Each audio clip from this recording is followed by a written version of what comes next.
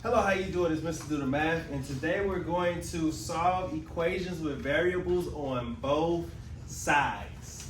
All right? I've never recorded in this class, have I? That's what I love. All right, so in order to solve equations with variables on both sides, there's steps that we have to follow. All right? And this is what we got. I'm going to call this step King Zero. King Zero, you're going to distribute if you have parentheses. Parentheses goes on that line. So if parentheses are present, 9 times out of 10 you're going to have to distribute first, right? After that, we'll call this step 1. We're going to simplify by combining like terms, right? That goes on the second line. Combining like terms. You're going to combine like terms on the left if there are some, and you're going to combine like terms on the right if there are some. That also goes on the line, right? So you're going to combine on the left or the right, right? If there are any, right? After you combine the like terms, you want to get all the variables to one side of the equal sign. So get variables to one side, right? To get the variables to one side. In order to do that, you're going to have to add or subtract. So remember, when you're solving equations, you go from the bottom up of the order of operations, right? Following the PEMDAS, you start with adding and subtracting, and then you multiply and divide. When you have expressions, you follow parentheses, and then you end with adding and subtracting. Okay?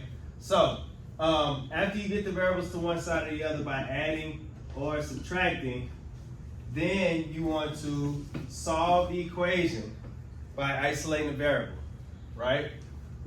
So you want to solve equation by isolating the variable. Isolate the variable. So you're going to distribute if you have any parentheses. You're going to combine like terms then, if you got any, on the left side or the right side. Then you're going to move a variable to one side, and then you're going to isolate the variable. When you isolate the variable, you're either going to be multiplying or dividing, right? So those are the things that go on the lines. Isolate variables plus minus, combine like terms, left, right, parentheses, all right? We all good? Those are the steps. Let's follow these steps. Here we go. Number one, we're going to solve 10 minus 4x equals negative 9. X. Is that what y'all say? Y'all paper says that? Yeah. All right. So, first things first, do we have any parentheses? No, so we don't have to distribute anything. Do we have any like terms on this side? No. So we don't combine any like terms. All right. So we got variables on the left side and the right side though, right? So we need to get the variables to one side. Now, because there are two terms here and there's a variable, and there's one term here and there's a variable, let's move the variable over there with the variable that's by itself, right? So what do we have to do? Are we adding this or subtracting this? Why? Add. You're adding this, why? Because it's negative, right? To get it to cancel, right? So we're going to add 4x to both sides, right? So this cancels. Make sure we got this out. Bring this 10 down. Equals negative 9 plus 4. Different sign, subtract. Negative 5x, right? So now we got the variables to one side. Then we're going to isolate this variable now. How do we get rid of this negative 5? Divide by negative 5, because I asked you what to do with this negative 5. Divide, right? So x equals negative 2. All right? Y'all go with that? Yeah. Let's try another one. Let's skip to number 3, because I'm going to make y'all do number 2 by yourselves. Number 3. Number 3 is an interesting one because now we have 3h minus 2 equals, does that say negative 5h plus 1? Is that what yours says? Yeah? So okay, let's go through our steps. Do we have any parentheses? Yeah, number 3. No parentheses? All right, so we go to the next thing. Do we have like terms on Any sides? No. All right. So the next thing is to get the variables to one side. Now in this particular problem, we're going to move the variables and we're going to move the numbers. Right. We're going to move the numbers to one side and we're going to move the variables to the other side. Right. And if you see in your notes, it says pick on the little guy. So basically, what we want to do is we want to take the smaller coefficient and move it. So instead of moving the 5, we're going to move the 3. Right. So how do we move the 3 though? Minus 3h to both sides, right? We're going to subtract 3h to both sides. When we subtract 3h, that's 0. We have negative 2 equals same sign, add, and keep. So what's this? Negative 8h plus 1, right? Negative 8h plus 1. And then we're going to solve it. Now this looks like two-step equation, right? So we're going to move the 1 over. How do we move the 1 over, Kate? How do you move the 1? Add it. We're going to add it? Maybe. Maybe.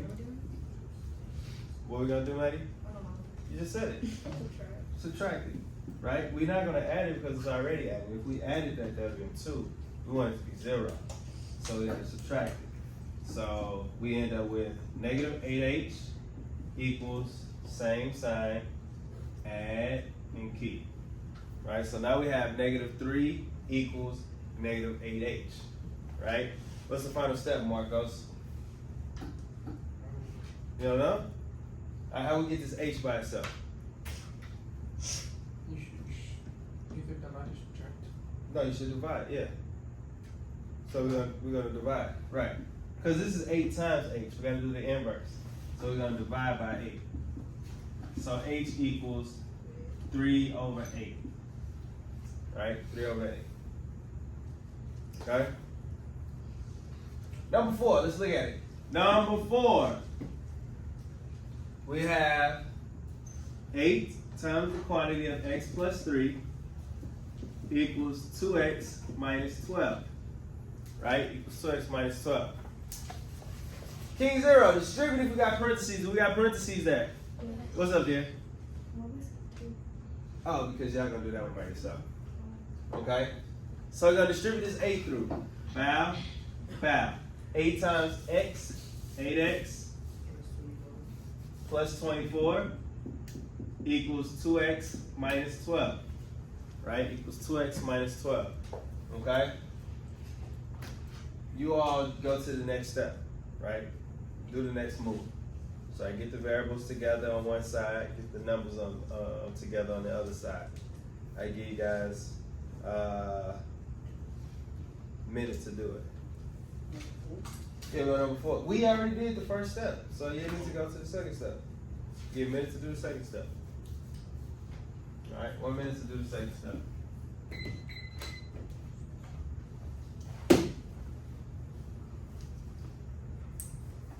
And if you already got to the second step, go ahead and finish it out. We're gonna see what's up.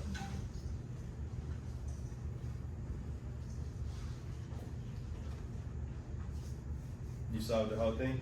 Cool.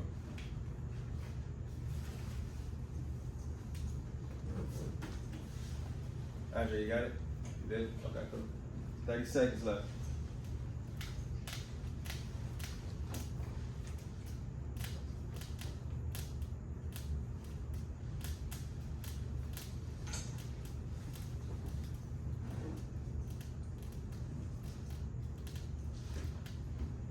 Has everybody at least got to the next step after this? Yeah? All right, let's see. All right, so how many students subtracted 2x from both sides? If you subtracted 2x from both sides, say let's go. Few of us, okay. Cool, so that's 8 minus 2x is gonna give you 6x plus 24 equals negative 12. If that's what you got, say let's go. Yeah. Oh. Okay, that's what you should have. If you don't have that, you should have that. Did you have that or you stopped? Okay, cool. You got it now? What's the next move? What's the next thing we need to do? Subtract 24. So you're going to subtract both sides by 24. So you're going to get 6x equals negative 36. 6x equals negative 36. Alright? What's the answer, Deontay? X equals what? What's the answer? Kyrie, what's the answer?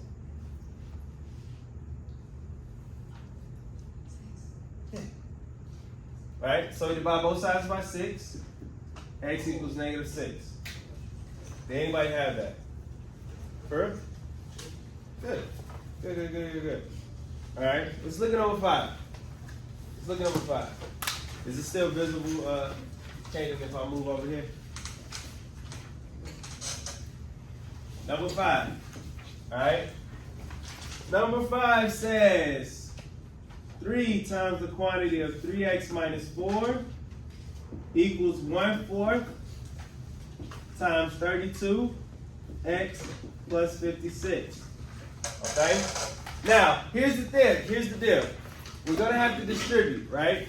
But whenever you distribute fractions, put this in your notes. When you distribute a fraction, you're going to divide. You divide, in this case, by 4. You divide by the denominator, right? Whenever you have fractions to distribute, you always divide all the numbers on the inside by the denominator, right? So essentially, when we do this and this, we get, this is like, I'm gonna just show this ambiguous stuff. You don't need to put this. This is just for the video. 3 times 4. This is 3 times 3x and 3 times 4 here. And this is gonna be 32 divided by 4. That's what this step was, right? And 56 divided by 4, right? That's what this step is. So this is what's going on here. All right, everybody with me? Give me a head now. Let me know we're good. Y'all good so far? All right. So now when we distribute that, we got 9x minus 12 on the left side of the equal sign. What's 32 divided by 4? 8. 8x and 56 divided by 4? 14. Plus 14, right? So that's what we did. That's what we got. Okay? Now, the next thing is to get the variables to one side. So we're gonna move this small number. You don't have to always move the small number. We're just gonna do it today. We're gonna move this small number over here. So this is a positive 8. So the inverse of positive is what? Negative 8, right? So it's negative 8x, right? So then we have 1x minus 12 equals 14. Okay? Then we want to move this 12. Since it's negative 12, it's minus 12, negative 12, same thing. How do we move this minus negative 12 over here? This minus 12 over here. Add 12. Add 12 to both sides. So x is going to equal 26. X is going to equal 26. Let me make sure I wrote that. Did I write that problem down right? Yep. X equals 26. All right? That's that. Okay? Now the same thing applies to number 6 and 2, and I'm gonna have y'all do that in a second. But let's just review right fast, all right? Because I'm gonna make y'all do 2 and 6 together on your own. But essentially, you want to distribute if there are parentheses present. Then you want to combine your like terms if we have to. We didn't necessarily have to combine like terms because we didn't have no problems like that. We combine your like terms, and then after we combine your like terms, we're going to move variables to one side of the equal sign, which is what we did to make it look like two-step equations. Whenever it looked like two-step equations, we move the variable to the other side, okay? And then from there, we solve by isolating the variable, which is usually like division or multiplication, right? And then we have our answer. You can always check your answer by substituting this number back into this equation to see if it comes up true, okay? So that's that for now. If you have any other questions, comment below. If you haven't already, don't forget to like and subscribe. Until next time, let's do the math out. I will cut it out.